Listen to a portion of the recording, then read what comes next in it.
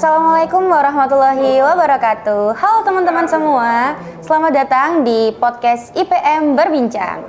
Kali ini bersama saya sebagai podcaster. Kenalin, nama aku Iza Rahmatul Maulidia. Tentunya hari ini aku bakal ditemani sama narasumber kita yang cantik, keren, dan luar biasa banget. Ini dia Kak Zulfa.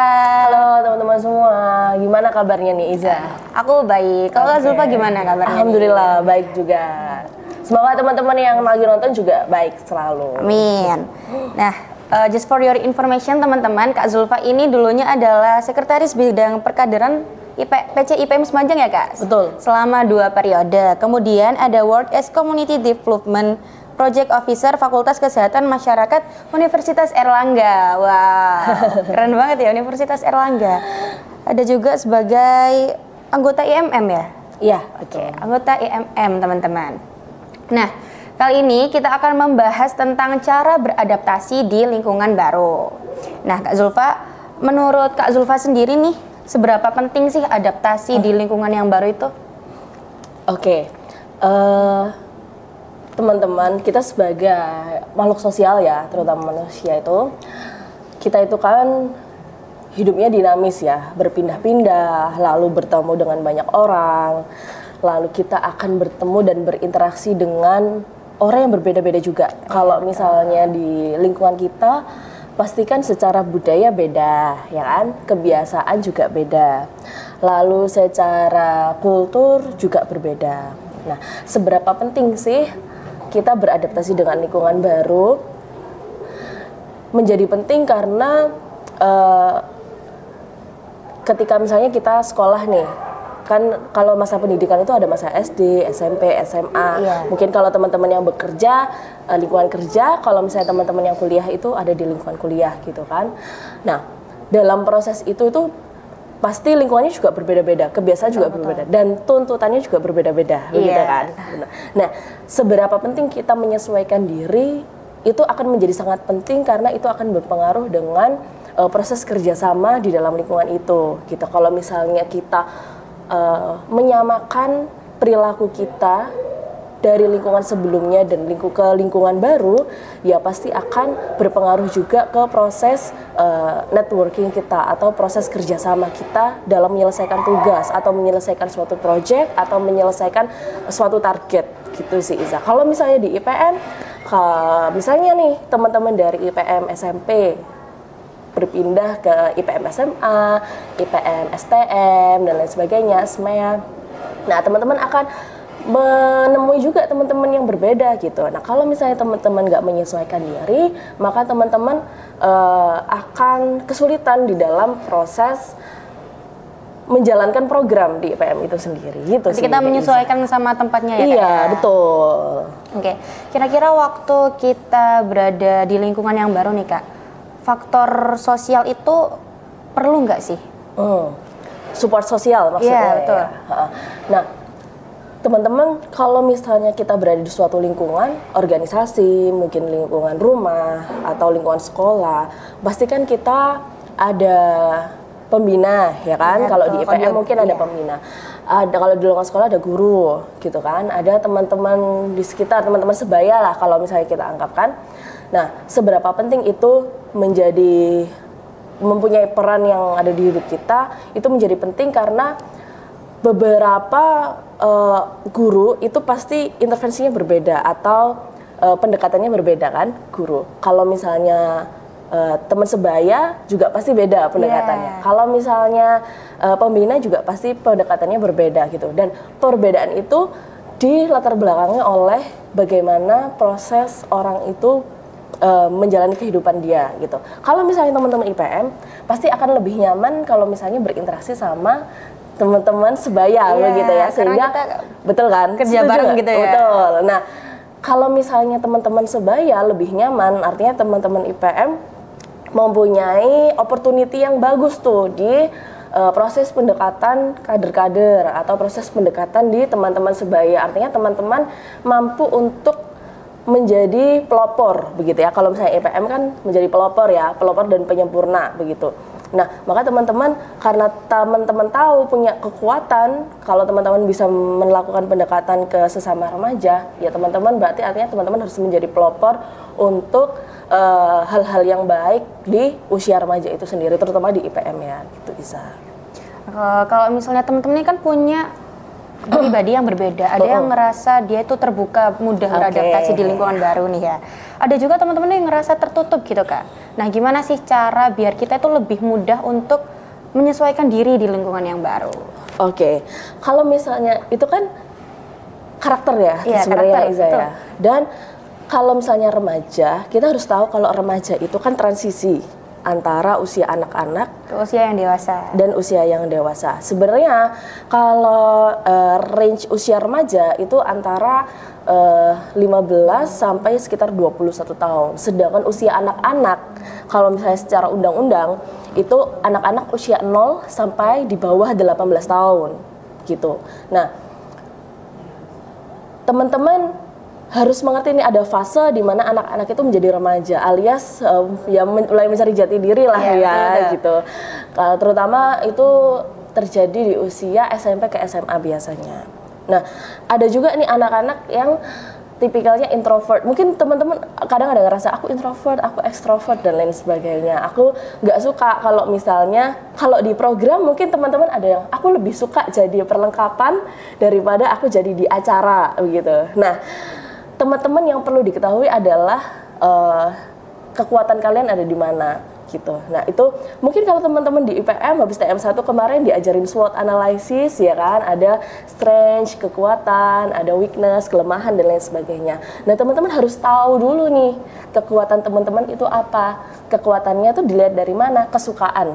Nah, Iza sekarang suka apa? Misalnya, oh, aku suka bicara, berinteraksi sama orang Mbak gitu ya misalnya. Kalau teman Iza bidang apa kalau boleh tahu? Aku di IPM bidang pengkajian ilmu pengetahuan. Oke, di PIP. Nah kalau di PIP itu kan suka tuh ya mungkin ada karpet pustaka ya kan yang itu berinteraksi dengan anak-anak, berinteraksi dengan masyarakat. Nah artinya kita harus punya passion di sana begitu ya, di mana kita melakukan pendekatan ke anak-anak, ke masyarakat. Nah, strategi itu juga beda-beda. Kita pendekatan ke anak sama kita pendekatan ke masyarakat juga pasti berbeda dong ya kan cara ininya begitu. Nah, Iza harus tahu strength-nya Iza di mana, strong-nya, passion-nya Iza di mana gitu. Kalau misalnya Iza suka tampil, suka plan sesuatu gitu, ya berarti Iza bagus di bidang ini. Kalau ada yang cenderung malu-malu, cenderung di belakang panggung, maka ada beberapa pekerjaan yang juga cocok di sana. Jangan sampai kita terlalu memaksakan diri gitu. Akhirnya sebenarnya kalau di program atau di IPM gitu ya terutama itu kan yang dalam artian kita harus melakukan program ya mencapai itu gitu. Kalau misalnya kita terlalu memaksakan teman-teman untuk berada di suatu pekerjaan atau suatu tugas yang itu bukan menjadi passion dia, maka itu berpengaruh pada optimalisasi program kerja itu tadi ya. Kalau misalnya nggak optimal, nah itu akan berpengaruh pada kualitas program itu sendiri. Berarti kita cukup sesuai sama passion masing-masing ya Kak? Betul, jadi teman-teman kenalin dulu kesukaannya di mana gitu. Kalau teman-teman tahu sukanya apa, ya maka itu akan menjadi kekuatan teman-teman. Kalau misalnya kita melakukan pekerjaan yang kita sukai, itu juga akan lebih produktif di sisi lebih lain. Maksimal. Betul. Kalau misalnya kamu melakukan pekerjaan yang kamu sukai, pasti kamu mau pagi, siang, sore, malam, pasti kan nggak masalah. Tapi kalau misalnya nggak suka, nggak passion, mau ngerjain sebentar aja udah pasti males gitu ya. Jadi nggak perlu memaksakan diri buat jadi orang lain gitu ya Kak. Tetap ikuti passion masing-masing kayak gitu ya teman-teman. Nah untuk yang selanjutnya ada nggak sih tantangan-tantangan yang dihadapi waktu Kak Zulfa itu berada di lingkungan yang baru? Ini konteksnya waktu remaja ya. Waktu remaja itu apa ya tantanganku dulu? Mungkin aku itu lebih ke dari kecil aku selalu hidup di lingkungan yang sama teman-teman ya. Jadi lingkungan yang sama di IPM. Terus lalu di teman-temanku juga orang yang sama, sehingga ketika mungkin aku lulus dari SMA dan lain sebagainya agak kaget sama mungkin teman-teman yang dalam artian beda secara budaya begitu kan. Kalau misalnya saya kebetulan kan bukan di Universitas Islam begitu ya, tapi kalau misalnya pendidikan kan dari SD Islam, terus SMA juga Islam gitu ya. Jadi banyak juga lingkungan-lingkungan mungkin yang pergaulan bebas juga aku lihat, terus mungkin perilaku ibadah yang nggak tertib juga aku lihat, lalu nggak tertib organisasi aku juga lihat. Kalau misalnya di IPM itu kan ada paradigma 3T ya, tertib organisasi, tertib belajar, tertib beribadah. Betul. Nah, paradigma itu yang kadang ketika aku melihat ke orang lain, lah kok nggak sesuai ya, itu akhirnya menimbulkan judgement tertentu di aku gitu. Kayak akhirnya aku jadi mudah menilai orang itu jelek dan lain sebagainya begitu. Tapi saat itu aku diajarkan untuk coba ditanya dulu kenapa dia seperti itu. Pendekatannya adalah kita harus tahu sih kenapa sih kok orang berbeda perilaku ke kita itu perilakunya seperti itu, apa yang melatar belakangi, kenapa kok dia seperti itu. Nah dari situ akhirnya saya belajar untuk lebih open gitu ya, open mind. Ternyata ketika kita berada di lingkungan yang berbeda dan ternyata ada orang yang secara kultur atau secara prinsip itu berbeda juga dengan kita tanya dulu nih, kenapa sih kok kayak gitu? Kok aku tertarik ya dengan perilaku ini gitu. Nah, ditanya tuh di situ, terus sharing dan lain sebagainya. Di situ kita juga akan dapat pengalaman, pembelajaran, dan kita juga akhirnya nggak mudah judgmental dengan orang lain. Kalau misalnya di organisasi ini juga terjadi nih, biasanya kalau anak-anak IPM ada yang semangatnya di awal, benar, ya kan? Terus nanti tengah-tengah udah bingung itu dalam artian sebenarnya bukan malas ya teman-teman, hanya mungkin dia nggak nemukan gitu wadahnya untuk apa yang menjadi passion dia gitu. Kalau misalnya teman-teman IPM semuanya itu mengerti mengenai bakat diri dan teman-teman membuat program yang sesuai itu, insya Allah saya rasa teman-teman IPM akan aktif semua begitu. Tapi kadang ada teman yang udah di tengah periode udah loyo, terus nanti di akhir periode udah ngilang gitu. Nah itu adalah mungkin jadi evaluasi juga ya, dan teman-teman akhirnya harus tahu nih kira-kira apa sih yang kurang di dalam periodisasi ini atau di dalam proses program ini dan lain sebagainya, sehingga itu bisa menjadi evaluasi dan memperbaikilah kayak wadah lebih terwadahi untuk kader-kader yang selanjutnya, dan itu juga berpengaruh pada proses kaderisasi juga. Akhirnya kita kader itu semuanya terwadahi gitu, jadi nggak ada yang kita cenderung ini jadi kamu harus menyesuaikan begitu, tapi kita yang harus menyesuaikan kader. Karena kan kalau misalnya masa saya nih, masanya Mbak Zulfa kan pasti berbeda sama masanya Iza, termasuk mungkin development program juga beda, cara pengenalan program beda, cara perkaderan juga beda, pendekatan. Nah itu harus disesuaikan sama masanya gitu, dan kita harus adaptif dengan itu, nggak boleh lalu oh ini kan kebiasaan dari dulu dan lain sebagainya, kan sering terjadi seperti ini kan kebiasaan dari dulu, nggak boleh. Nah karena harus adaptif itulah yang sebenarnya membuat kita membesarkan organisasi itu sendiri. Berarti kita kalau misal ada hal-hal yang seharusnya nggak ditiru, bukan menerapkan ya, tapi dirubah ya Kak ya? Betul, jadi disesuaikan. Jadi mungkin apa yang kadang ada sesuatu kebiasaan yang sebenarnya itu nggak buruk, hanya mungkin pendekatannya kalau di era sekarang itu kurang gitu. Nah kita sesuaikan tuh di situ gitu, proses pendekatannya seperti apa, kesukaan kader itu sekarang seperti apa sih. Nah kita sesuaikan yang ada di sana, sehingga kita nggak merubah apapun sebenarnya, kita hanya merubah pendekatannya aja gitu sih Iza. Kalau untuk mengatasi yang tadi seperti kader yang hanya semangat di awal terus ke belakangnya semakin hilang ya istilahnya kalau sekarang tuh, gimana sih Kak caranya biar teman-teman ini tetap semangat dari awal sampai akhir? Oke, ini juga sharing juga ya ke teman-teman perkaderan mungkin yang lagi nonton. Jadi kalau proses perkaderan itu memang kan dinamis ya teman-teman. Kadang mudah banget, kadang ada di era yang di situasi yang kok sulit banget gitu kan. Nah, kuncinya adalah teman-teman itu harus tahu karakteristik kader sekarang itu seperti apa, begitu ya. Kalau karakteristiknya suka banget tampil begitu, ya kita harus wadahi itu, entah dia dikasih jadi teman-teman media atau jadi teman-teman kreator dan lain sebagainya seperti ini gitu kan, ini akan jauh lebih mudah juga ya untuk promosi program dan lain sebagainya, sehingga semua itu bisa terwadahi. Ada juga kader yang lebih suka sendiri gitu ya, daripada dia bekerja kelompok, dia lebih suka bekerja sendiri gitu, karena itu biasanya kader yang cenderung perfeksionis gitu. Kalau misalnya dia nggak kerjain sendiri, dia akan cemas gitu. Pokoknya harus aku gitu ya. Maka kasih tugas yang kiranya nggak terlalu berat buat dia, tapi bisa optimal untuk diselesaikan oleh dia sendiri. Jadi kita harus sesuaikan itu, terutama kalau misalnya teman-teman di pengurus ya.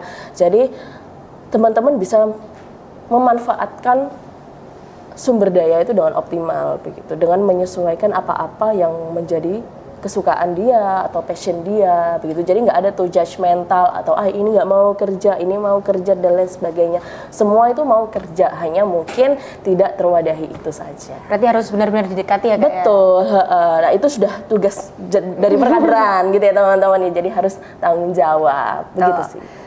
Kalau untuk menghadapi, misalkan kita dari SMP ke SMA nih, kita kan pasti ada entah itu budayanya atau apapun itu kan ada yang berbeda Kak. Untuk menghadapi perbedaan itu kita harus kayak gimana sih Kak biar bisa tetap menyesuaikan di tempat yang sekarang? Oke. Kalau menyesuaikan, ini soal menyesuaikan ya Iza, kadang ada yang kalau misalnya remaja itu kan memang masuk fase di mana mereka itu egonya sudah mulai labil ya. Kadang aku mau menang sendiri nih, kadang aku nggak mau mengerti temanku dan lain sebagainya. Tapi tujuan untuk podcast ini kan untuk memberikan edukasi ya sebenarnya. Jadi teman-teman nggak boleh seperti itu sebenarnya. Jadi teman-teman harus mengerti bahwa kita itu sebagai makhluk sosial, kita akan bertemu dengan banyak orang. Mungkin teman-teman sekarang masih SMA, masih SMP di lingkungan yang bagus begitu ya. Tapi ketika teman-teman sudah keluar dari mungkin lulus begitu ya, teman-teman akan jauh menemukan orang-orang dengan karakteristik dan budaya yang berbeda begitu. Nah, maka teman-teman harus tahu nih, kenapa ya kok dia seperti itu gitu. Kalau misalnya ternyata kita ada pekerjaan yang sama dengan dia atau program yang sama dengan dia, maka kita harus diskusi begitu kan. Diskusi itu menjadi kunci. Jadi jangan lalu pokoknya harus pakai konsepku nih atau harus pakai konsepnya dia dan lain sebagainya. Tapi kita cari benang merahnya di mana pendapat si A dan pendapat si B itu tetap bisa dikolaborasikan dengan konsep baru, tapi tidak meninggalkan substansi proses itu sendiri. Begitu sih Iza. Berarti nggak boleh egois ya Kak? Nggak boleh egois, kuncinya di situ teman-teman. Jadi kalau misalnya kita mau berrelasi, bernetworking, kuncinya adalah adaptif itu tadi. Jadi kita harus menyesuaikan nih dengan orang yang mungkin satu program, satu kerjaan, satu tugas, satu kelompok dan lain sebagainya kayak gitu. Jadi nggak boleh pokoknya kalau harus pakai konsepku ini yang paling bagus dan lain sebagainya kayak gitu sih Iza. Ini ada 2 pertanyaan titipan dari temanku. Oke. Bagaimana cara menghadapi perasaan cemas atau tidak nyaman saat berada di lingkungan yang baru? Ini yang pertama. Oke, mau dijawab dulu? Boleh dijawab dulu aja. Oke.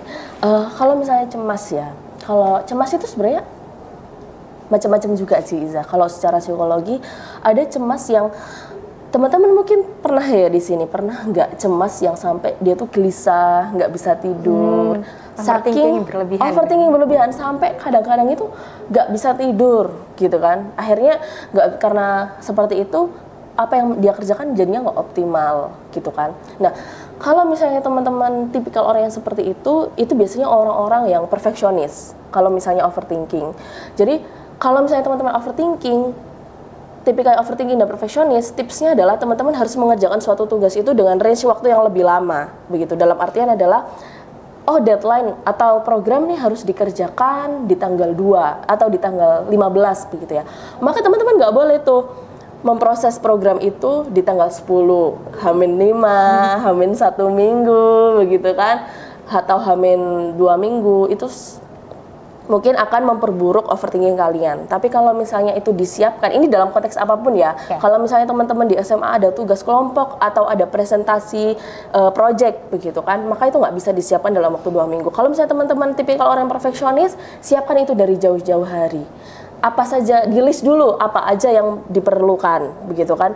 Lalu ketika itu diperlukan, carinya gimana atau pembuatannya gimana. Kalau misalnya ternyata pembuatannya itu sulit, maka dicicil. Jadi hari ini kita harus punya to-do list nih. Hari ini saya ngerjain apa, besok ngerjain apa. Sehingga di range waktu tanggal 15 itu teman-teman sudah siap dan meminimalisir overthinking tadi. Dalam konteks apapun, kalau misalnya teman-teman tipikal orang yang overthinking dan perfeksionis, maka teman-teman harus sediakan waktu yang panjang untuk menyelesaikan tugas apapun. Baik tugas, program, lalu kelompok dan lain sebagainya. Jadi itu sih Iza. Oke, berarti buat teman-teman yang tipikal orang perfeksionis nggak cocok nih buat jadi manusia-manusia deadline ya Kak ya? Betul. Harus jauh-jauh hari. Nggak boleh pepet-pepet, nggak boleh. Terus ini yang kedua, bagaimana cara mengurangi pikiran yang berlebihan atau overthinking ketika seseorang berperilaku tidak seperti biasanya kepada kita di lingkungan yang baru? Oke, ini sering terjadi ya, terutama kalau orang yang perasa. Jadi ada orang yang kadang perasa dicuekin dikit, aduh aku salah ngomong apa ya, aku ada salah apa dan lain sebagainya. Jadi teman-teman itu hal yang wajar sih sebenarnya, terutama kalau misalnya kita ada di lingkungan yang baru. Pasti kan kita menjadi lebih perasa ya, kayak aku nggak boleh salah ngomong nih, aku nggak boleh salah berperilaku dan lain sebagainya. Tapi kalau misalnya teman-teman itu ternyata menemui hal yang seperti itu, misalnya Iza nih ngomong sama si A gitu, ternyata si A malah cuek, Iza malah nggak enak sendiri dan lain sebagainya. Maka Iza harus tahu, pertama adalah kesadaran diri dulu yang harus ditanam di diri teman-teman dan di diri Iza gitu. Saya, oh aku kemarin ngomong apa ya, atau aku kemarin berperilaku apa ya, tugas apa ya yang belum aku selesaikan, atau hal apa yang terlewat mungkin. Nah kalau misalnya kita sudah notice sesuatu, baru kuncinya adalah kita harus berani sih. Jadi harus berani nanya ya, aku ada salah kah? Atau aku ada sesuatu hal yang mungkin aku terlewat ngerjakan kah? Dan lain sebagainya. Ketika itu pasti kan dia ngomong ya, pasti oh iya kamu terlewat ngerjain ini, atau kamu kemarin salah bicara seperti ini dan lain sebagainya. Maka kuncinya adalah minta maaf. Begitu. Jadi teman-teman biasakan ya. Jadi permisi, minta maaf, minta tolong, terima kasih. Itu harus teman-teman biasakan sejak teman-teman yang ada di sekolah begitu. Karena itu adalah salah satu upaya menghargai orang. Begitu. Kalau misalnya even teman-teman salah seberat apapun, kalau misalnya teman-teman inisiatif untuk meminta maaf sendiri, maka orang-orang, kalau di orang-orang Indonesia ya, itu kulturnya adalah pasti memaafkan kok gitu. Lebih respect ya. Nanti tinggal selanjutnya adalah apa kiranya yang bisa saya bantu selanjutnya gitu, apa yang kurang, ayo aku bantu dan lain sebagainya.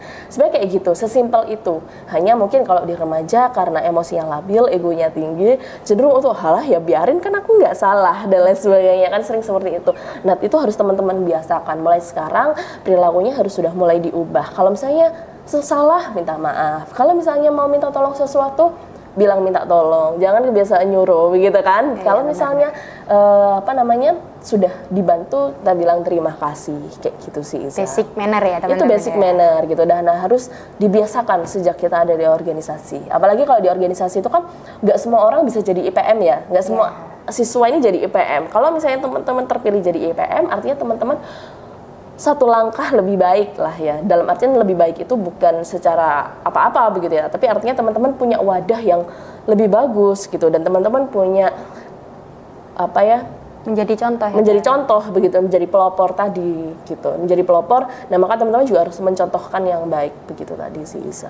Mungkin Kak Zulfa ada pesan buat teman-teman di rumah nih terkait mungkin di lingkungan baru harus seperti apa atau seperti apa gitu? Oke. Nah teman-teman, mungkin teman-teman di sini ada yang transisi dari SD ke SMP, ada yang dari SD ke MTS, ada yang dari SMP ke SMA, SMK dan lain sebagainya. Teman-teman, kuncinya nomor satu itu adalah pahami passion dulu. Kesukaan kalian itu apa, begitu ya.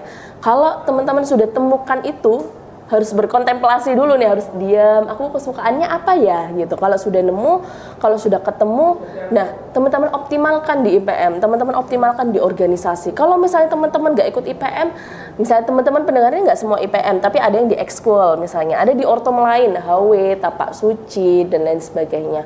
Maka teman-teman optimalkan di sana, buat program yang berdampak begitu. Nah, kalau misalnya teman-teman merasa ada yang salah, ada yang kurang, sebagai tim di organisasi, teman-teman harus musyawarahkan itu, gitu. Jadi jangan dongkol, kurangi judgmental, kurangi egois dan lain sebagainya. Teman-teman harus musyawarahkan itu, sampaikan itu, sehingga kalau misalnya di organisasi itu semua orang terbuka, saya rasa semua masalah itu bisa diselesaikan. Yang bikin masalah tidak selesai itu adalah kadang nggak mau terbuka begitu, sehingga muncul mungkin gejolak emosional dan lain sebagainya. Jadi teman-teman bisa harus menyesuaikan. Mungkin itu sulit teman-teman ya bagi teman-teman yang masih sekolah, tapi teman-teman harus belajar mulai sekarang supaya teman-teman terlatih dan siap untuk diadu ketika teman-teman lulus dari sekolah. Kira-kira begitu sih, Iza. Oke, mungkin cukup itu ya Kak. Aku sedikit menyimpulkan aja dari podcast kali ini. Jadi untuk berada di lingkungan baru, teman-teman nggak perlu memaksakan diri untuk menjadi orang lain. Cukup temukan passion yang ada di diri kalian, kembangkan itu. Nggak perlu memaksa untuk jadi orang lain, karena kita punya kelebihan masing-masing dan nggak bisa dipaksa juga. Betul. Gitu. Dan jangan lupa untuk menerapkan basic manner ya teman-teman, yang tadi maaf, tolong, terima kasih, permisi juga. Betul. Oke. Aku ucapin terima kasih buat Kak Zulfa karena telah menemani aku hari ini dan sharing sama teman-teman juga. Ketemu lagi di episode selanjutnya dengan topik-topik yang lebih seru pastinya. Saya sebagai podcaster undur diri. Apabila ada kesalahan pada podcast kali ini, saya mohon maaf yang sebesar-besarnya. Nun wal qalami wa maisturun. Wassalamualaikum warahmatullahi wabarakatuh. See you.